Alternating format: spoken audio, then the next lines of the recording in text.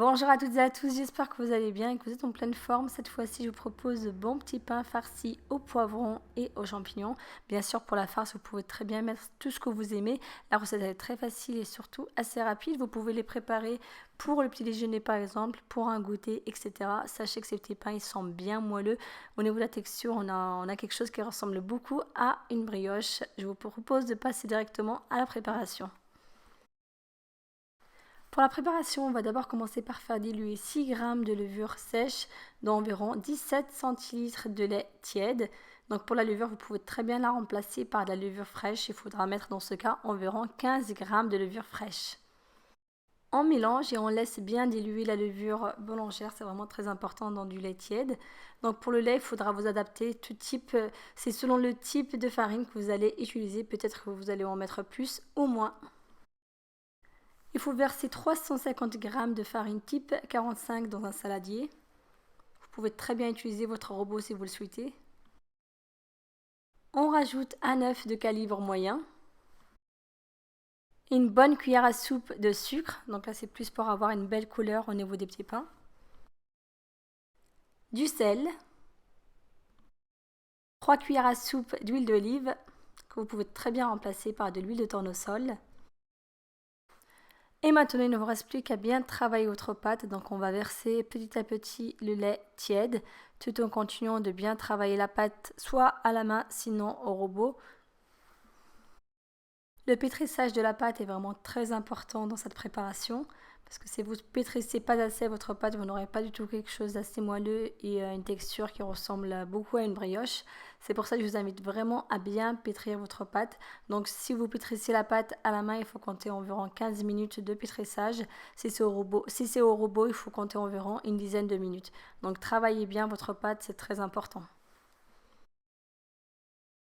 Si vous n'avez pas de robot chez vous et pour que ce soit plus pratique au niveau du pétrissage, je vous invite à travailler votre pâte directement sur votre plan de travail. C'est plus pratique.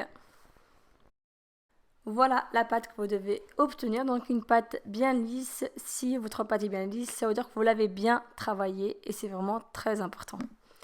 Donc maintenant, on va huiler dessus avec un petit peu d'huile d'olive et on va la couvrir et la laisser reposer pendant environ 30 minutes jusqu'à 1 heure. Il faut attendre à ce que la pâte double de volume et surtout il faut la mettre dans une pièce où il ne fait pas du tout froid, donc à côté d'un radiateur par exemple.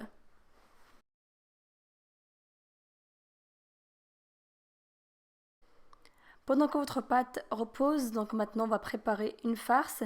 Je commence d'abord par mettre un petit peu d'huile d'olive dans une poêle. Ensuite, je fais revenir mes champignons entre feu doux et feu moyen quelques minutes.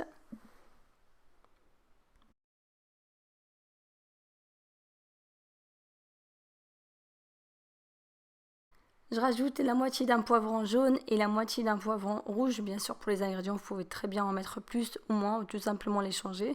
Donc, on va les faire cuire entre feu doux et feu moyen. Et bien sûr, n'hésitez pas à remuer de temps en temps. Il faut ensuite rajouter 1 à 2 gousses d'ail.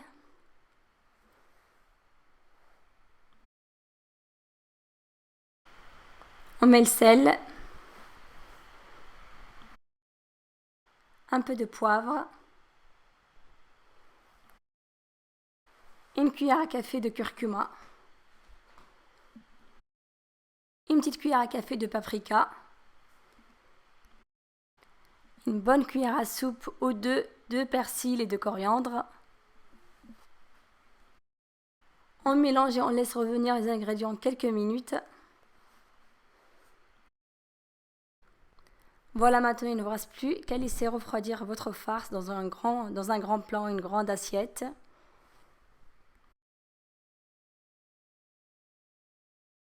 Voilà ma pâte, donc on peut voir qu'elle a bien doublé, voire triplé de volume. Donc maintenant je vais la dégazer directement sur le plan de travail.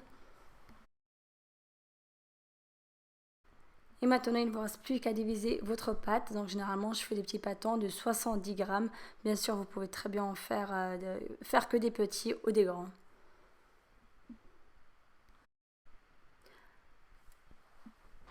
Ensuite, il faut bien les travailler une dernière fois et leur donner une belle forme, très important pour que ce soit plus pratique après.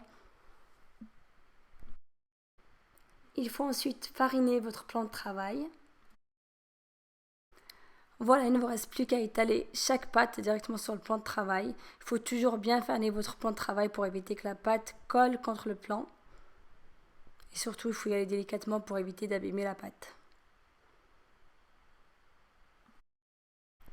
Mettez votre farce froide, donc il ne faut surtout pas en mettre beaucoup pour pouvoir refermer la pâte. Du fromage.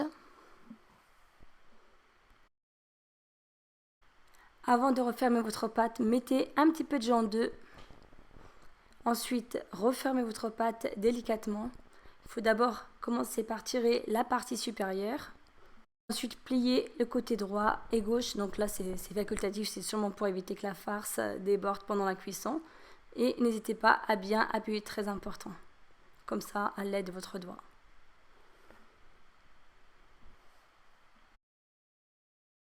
Prendre un couteau et vous allez découper quelques bandes de votre pâte, donc sur toute la longueur.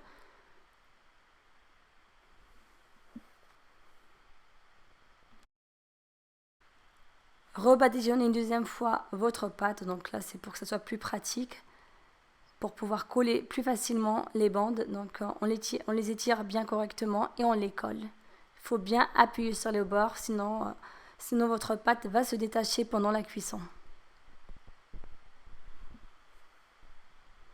Donc on y va délicatement, surtout si c'est la première fois que vous les préparez, et après vous allez voir, ça va plus vite.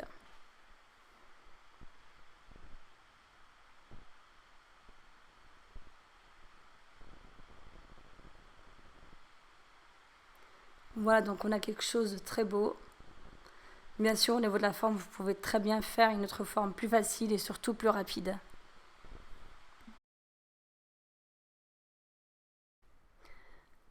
Il ne vous reste plus qu'à continuer comme ça jusqu'à la fin. Donc faites bien attention de bien refermer votre pâte. Mettez bien un petit peu de jaune d'œuf, sinon vous pouvez très bien remplacer le jaune d'œuf par un petit peu d'eau, de l'eau froide pour bien refermer votre pâte à chaque fois.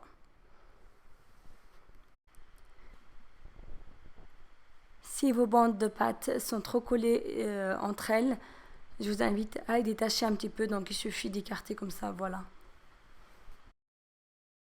Maintenant, il ne vous reste plus qu'à laisser lever une nouvelle fois votre pâte. Donc, il faut compter environ 30 minutes, 1 heure, toujours dans un endroit chaud. Sinon, si vous avez l'option étuve, donc une option à 35 degrés dans votre four, je vous invite à utiliser, c'est plus rapide. Sinon, il faudra mettre votre plaque à côté d'un radiateur. Et bien sûr, il faut toujours couvrir votre plaque à l'aide d'un torchon. Alors, dès que vos petits pains ont bien gonflé, maintenant il ne vous reste plus qu'à badigeonner le dessus avec un petit peu de jaune d'œuf mélangé à une petite cuillère à café de lait. Donc, on badigeonne chaque petit pain à l'aide d'un pinceau. Pour la décoration, vous pouvez mettre quelques graines de lin, de nigel ou des graines de sésame.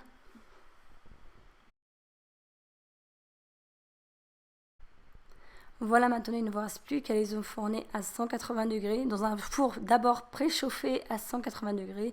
Donc au niveau de la cuisson, il faut compter environ 15 à 20 minutes. Bien sûr, c'est selon votre four. Il faudra bien faire attention et surtout attendre à ce que les petits pains soient bien gonflés et bien dorés sur le dessus. Voilà, mes petits pains sont prêts après environ 20 minutes de cuisson. Donc on a une belle couleur bien dorée.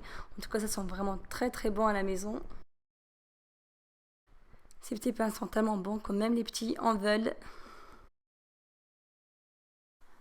Voilà, donc je vais en ouvrir un pour vous montrer l'intérieur. Donc ils sont bien moelleux, ça c'est vraiment top dans cette pâte. Donc vous pouvez les préparer pour le petit déjeuner par exemple. Sinon vous pouvez très bien les préparer pour le goûter de vos enfants ou pour accompagner une bonne salade. Et si vous voulez gagner du temps, vous pouvez très bien les préparer en avance et les congeler, ça se congèle très très bien. À la décongélation, il ne vous restera plus qu'à les mettre quelques minutes au four à 160-170 degrés et attendre à ce que les petits pains soient tièdes avant de les servir. Voilà, en tout cas, j'espère que cette recette vous a plu. N'hésitez pas à la refaire chez vous. Comme d'habitude, si vous avez des questions au niveau de la préparation, vous pouvez très bien me les poster juste sous la vidéo. Je vous répondrai avec grand plaisir. Et si vous souhaitez m'encourager, c'est très simple. Il suffit de liker, partager et surtout vous abonner. À très bientôt. Ciao, ciao.